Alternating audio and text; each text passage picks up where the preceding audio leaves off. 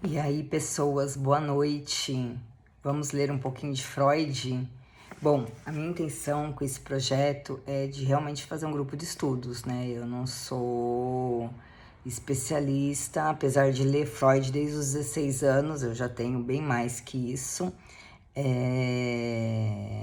Sempre gostei, a minha admiração é profunda por Freud e o meu respeito para ele é eterno, né? Porque um homem que viveu na época que ele viveu e ter desbravado esse mundo, né, médico, imagina. A gente sabe que os médicos são pessoas muito estudiosas e que dificilmente mudam suas concepções. E Freud foi lá desbravar e mostrar uma série de coisas que nenhum deles concordavam no início. E Freud foi, né? Desbravou e foi. Então não é à toa que é um nome que nunca é esquecido, né? Então eu não tô aqui para dar aula, né? Eu não tenho um embasamento suficiente para isso, mas eu tenho muito interesse, eu tenho muita admiração e eu inventei esse projeto para dar conta de ler esse livro do Peter Gray, sobre a vida de Freud. Olha o tamanho da criança. Acho que talvez vai levar uns anos, né, para terminar de ler tudo isso daqui. Mas a gente tá aqui de brincadeira, né? Então, ok, vamos seguir. Não sei quando que a gente vai fazer as aulas ainda, né? Os dias exatos, os horários. Eu tô me organizando e eu quis fazer esse prefácio sem colocar no ao vivo, né? Então, esse vídeo está sendo gravado e depois os outros, a minha intenção é que seja ao vivo. Então, que vocês curtam, que leiam comigo e que a gente possa debater aqui nos próximos, que serão ao vivo, e aí tem o chat para que a gente possa seguir com comentários, perguntas, se alguém entrar, né? Ou então eu vou ficar lendo para mim mesma, não tem problema. Então a ideia é essa, é um grupo de estudos para a gente ler junto e se alguém fizer alguma pergunta, eu não souber, eu vou procurar a resposta, a gente fala na leitura seguinte, e se alguém do grupo souber, responde e tá tudo certo, tá? Então eu fiz esse vídeo para gravar o prefácio, então eu vou ler o prefácio. E a gente segue depois os próximos capítulos. Então, vamos lá, ao prefácio. Gente, caneta sempre na mão, porque, ler Freud é riscar páginas e páginas e páginas, porque, é sempre importante você gravar aí os conceitos e depois voltar para reler. Muitas vezes a gente não entende na primeira, entende da segunda e por aí vai. Eu não acho Freud tão difícil de ler, né? Só que ele vai numa pegada de construção, ele dá um passo, aí ele constrói um pouquinho mais, aí depois ele volta atrás, fala, não acredito em mais nada do que eu falei, vamos refazer tudo de novo. Então ele segue nessa pegada, né? Então dá para ir, dá para ler Freud, dá para entender, né? E se a gente não entender, a gente para, busca referência e vai se achando. Então vamos lá, né? Prefácio. Em abril de 1885, uma carta muito citada, Sigmund Freud anunciou à sua noiva que havia quase completado um empreendimento que algumas pessoas ainda não nascidas, mas destinadas ao infortúnio, vão sentir seriamente. Ele estava se referindo aos seus biógrafos. Freud, né? Freud, anos-luz do seu tempo. Destruí todas as minhas anotações dos últimos 14 anos, além de cartas, insertos científicos e manuscritos das minhas obras. Entre cartas, foram poupadas apenas as familiares. Freud tinha umas tempestades internas, né, com amigos, com conhecidos, com cartas, enfim, mas a gente vai entender isso ao longo da leitura da biografia. Aí, aqui onde que eu parei, vamos lá. Com tudo o que rabiscara amontoando-se sobre ele, Freud sentia-se como uma esfinge afundando-se em uma areia movediça. E somente o nariz, escreveu ele, destacava-se dos montes de papéis. Foi impiedoso com os que escreviam sua vida. que os biógrafos penem e labutem, não vamos facilitar demais para eles. Já estava antevendo quanto se equivocariam a seu respeito. Ao pesquisar e escrever esse livro, muitas vezes visualizei a cena, Peter Gay falando, visualizando a cena. Freud, a esfinge, libertando-se de montanhas, de papéis que teriam auxiliados incalculavelmente o biógrafo. Em anos posteriores, Freud tornou a repetir mais de uma vez esse gesto destrutivo.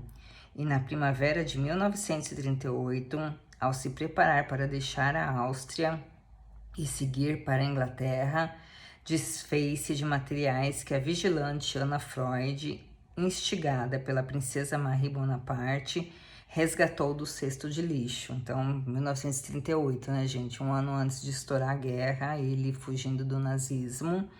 A Marie Bonaparte foi fundamental nesse processo, né? Salvou a vida dele. E ele, com esse temperamento, né, tempestivo de jogar tudo fora, e aí conseguiram resgatar papéis do lixo. Olha isso. Freud encontrou ainda outras maneiras de desencorajar seus futuros biógrafos.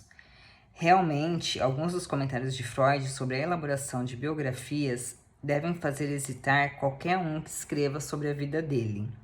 Os biógrafos, observou em 1910 em seu artigo sobre Leonardo da Vinci, fixam-se em seu herói de um modo particular. Eles escolhem esse herói, achava Freud, em primeiro lugar porque sentem grande afeto por ele. Por conseguinte, sua obra está quase fadada a ser um exercício de idealização, ou seja, Freud já imaginando os biógrafos idealizando sobre a vida dele. Um quarto de século depois, sob o cunho da velhice, da doença e da ameaça nazista, ele foi ainda mais cáustico. Quem quer que se torne biógrafo, escreveu Arnold Zweig, não sei se é assim que pronuncia, mas vamos lá, que havia se proposto a escrever a vida de Freud.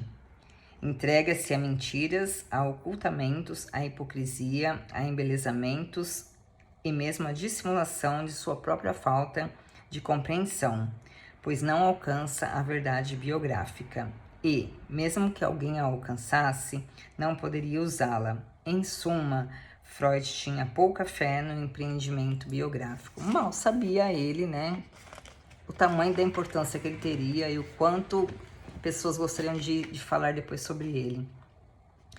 No entanto, ao explorar regiões desconhecidas da mente, Freud dispôs-se de servir de cobaia para si mesmo. Sua metáfora da esfinge é expressiva, mas geralmente ele se via antes como seu conquistador, Édipo, o herói que foi o único a vencer essa misteriosa e fatal criatura ao responder a sua pergunta. Como mais de uma vez observou pesarosamente, poucos seres humanos desvendaram seus sentimentos, ambições e desejos malévolos, como uma desconsideração tão sublime pela sua reputação. Ele relatou e analisou cuidadosamente alguns dos seus sonhos mais reveladores. Ele registrou algumas embaraçosas lembranças de seus primeiros anos. Por outro lado, barrou o fluxo do barrou o fluxo do autodesvendamento no momento que julgou perigoso mostrar seus acalentados segredos. Quem estiver pronto a me censurar pela minha reserva, escreveu ele com razão, após concluir bruscamente a interpretação de seu famoso sonho de injeção de Irma, que tem de ser mais franco do que eu.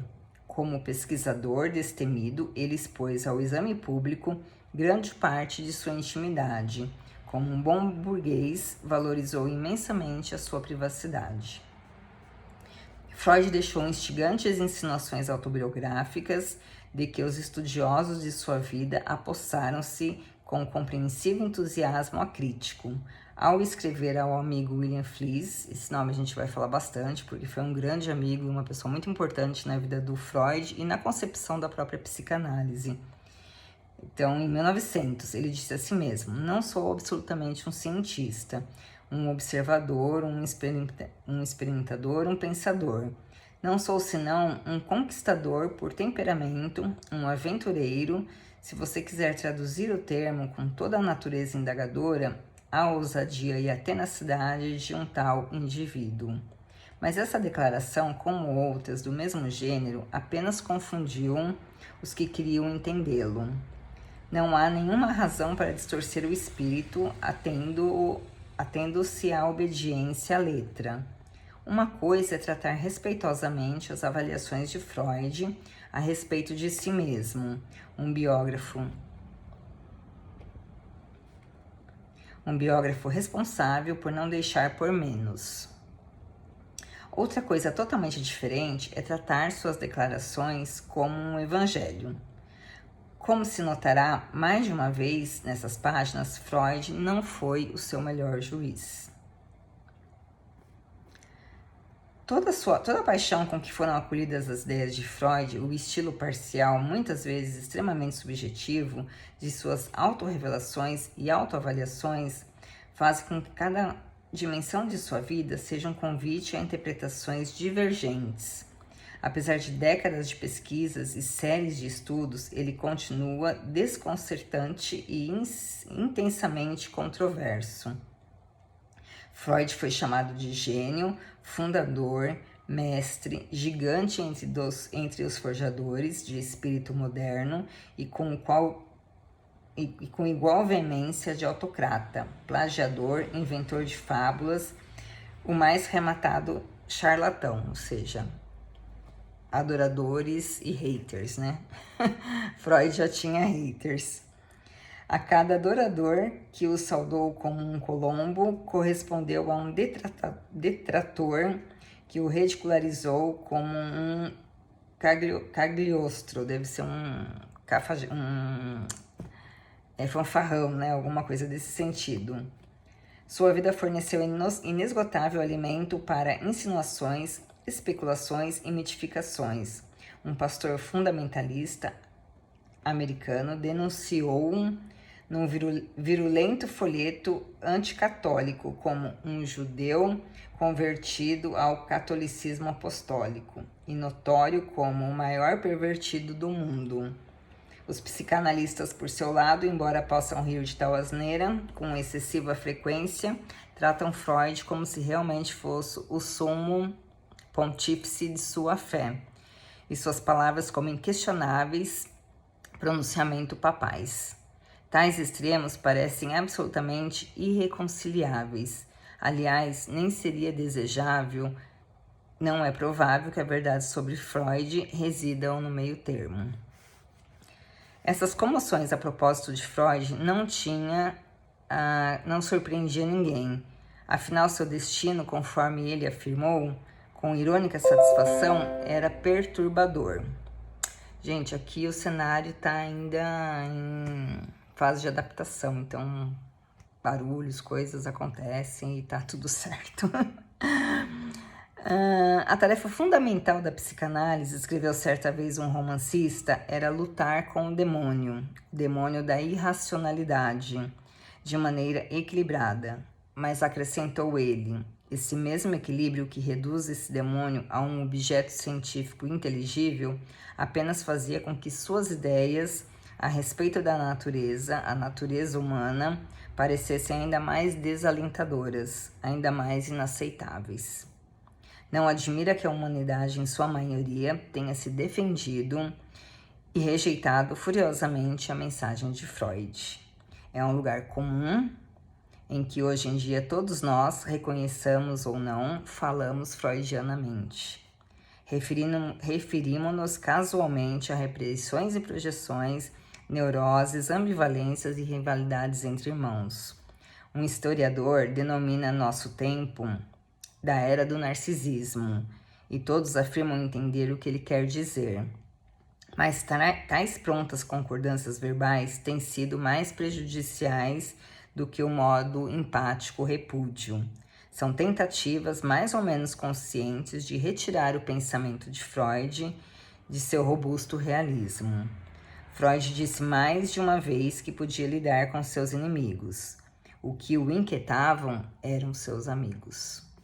Então, aqui é só uma palhinha para a gente começar em breve o segmento dessa leitura. Eu ia me propor aqui a ler 15 minutos, já está dando uns 15 minutos, e eu espero que pessoas juntem-se a nós para que a gente possa finalizar a leitura desse livro, que foi uma biografia, uma das melhores que existem, né? Pelo menos em tudo que eu pesquisei, da vida do grande mestre da psicanálise, Sigmund Freud. A gente se vê. Tchau.